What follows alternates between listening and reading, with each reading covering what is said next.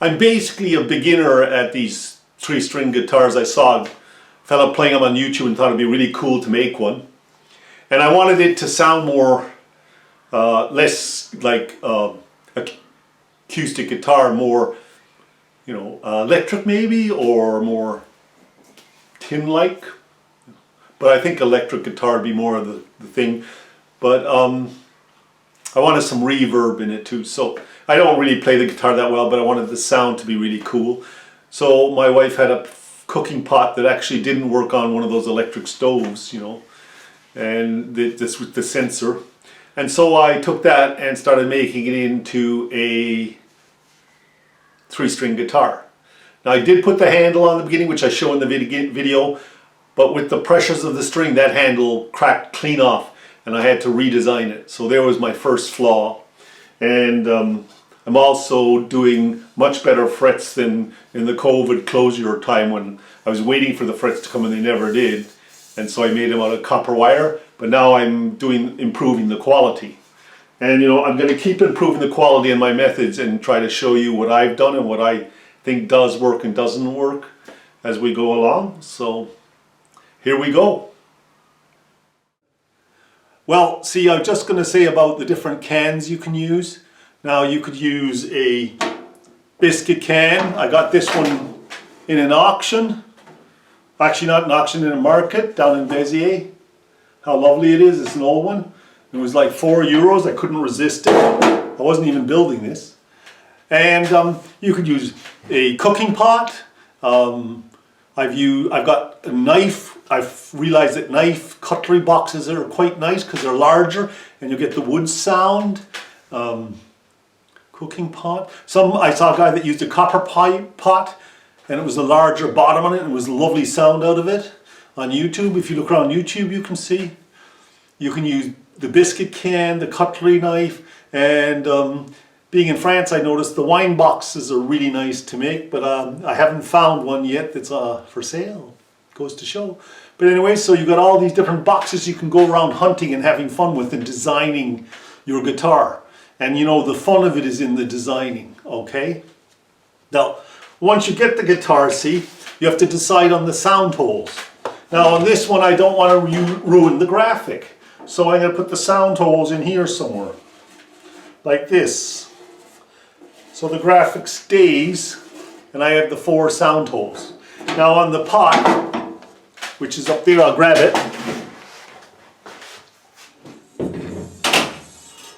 I decided to put a center sound hole in this, see? And you can see the kitchen drain piece here. But I decided to put a central sound hole and then this sieve underneath. I bought a couple of sieves, but this was the best one. Oops, I've got something in there. And it's got a lovely sound to it. That's because the metal's coming through. And that's because I got metal pickups on either side, like bridges on either side. I played around with different kind of bridges, which we'll get to in a minute. But the sound hole was a problem in the sense I had to cut out my bridge, or my neck piece going through. I didn't have it come out the other side, I bolted it on back here. So I had a bridge problem and I had to build this. I built out a handle, a bridge, and it basically, when they tighten the strings, it just cracked clean off. But I put on this deadbolt piece, which is like seriously strong, and it's anchored to the back of the pot, and that holds it. So there you go. But if you put a central hole, you've got to cut out to let the sound come out somehow. So there's one of those things you got to think about before you do it. And I didn't think about it till I'd already made the hole in the center. So this is my first one, so there you go. And it was a lot of fun, but you do learn quickly that's more work when you make the central piece, the central hole figuration instead of the ones. And I could have done a half round here. It would have been really nice, and a half round here, left the center solid. But that's this one anyways. And there's more things to think about. How are you going to design it? Do you want to make it more difficult by putting the hole in the center?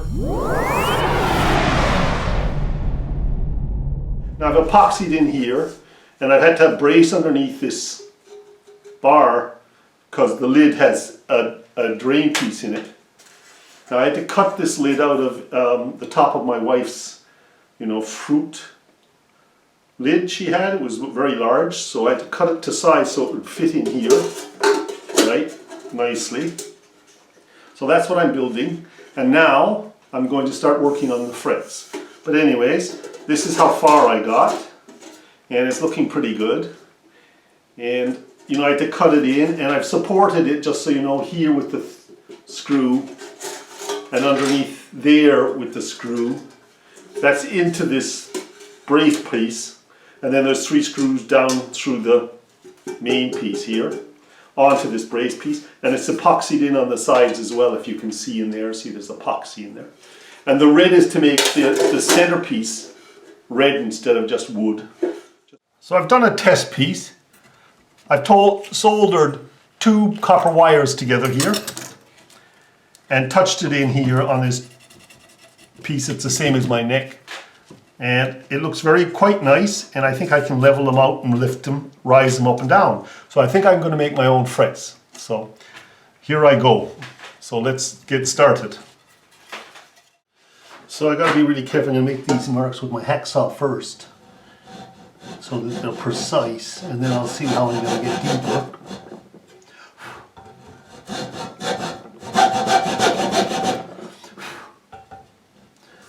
There's my markings.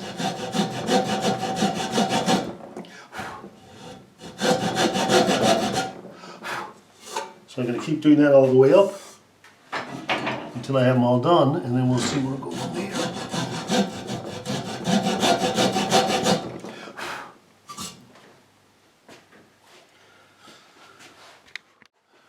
Yeah, so I'm finding if I bring this all backwards, this out of the way here, if I draw the saw backwards, it's safer. I don't chip as much. The wood's a bit soft, I think.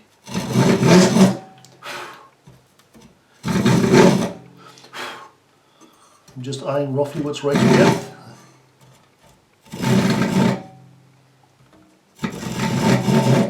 I don't do as much damage to the unit. So what I'm trying to do here is, I have a bar in here, and I have a bar in here, right? Let's get back. Can we see them both? The ones here and the ones here? Yeah. And what I'm trying to do is make this equal in height. So I'm going to put a bar there, and a bar up the end the same way. And see, the spacing underneath is equal. And then I will lay in the ones in between. So at least I have a special height for everything. So I'll put those in first, and then I'll put in the rest. So I'm going to put in one at the beginning here. This one's a bit loose, so I'm putting in this one, and one up near the middle here, and then one up near the end, and then I'll fill in the rest of the frets. Now I cut that with a hacksaw, and then I had to use a small needle file to file them to roughly the right heights. Some are this one's a little deeper, so I'll just put a bit more filler in it. There we go, I'll get epoxy. Yeah, so I've epoxied in all these, soldered bars I had. Remember the 2 soldered bars? And now all I'm doing is just cutting off the long ends. I mean, I really don't know how this is going to play out. Maybe I should put it up there like that first and cut a couple. Right? There, like that.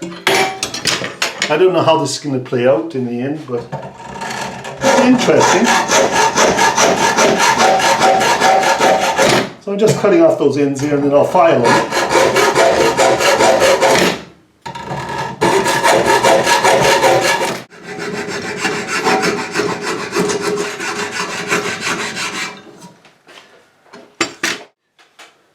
As you can see, I put on a very unusual bridge here, and it might be a little slanted, a bit moving, but I really like it. Now, with the frets, we'll go up here a little. With the frets, I soldered 2 copper wires together Now if my calipers is laying around here somewhere, we can tell you how wide it is. You can go up to, I have on my thing here 2 millimeters for the frets. On the guitar, this one is 1.8 roughly. So this fret is 1.8, right?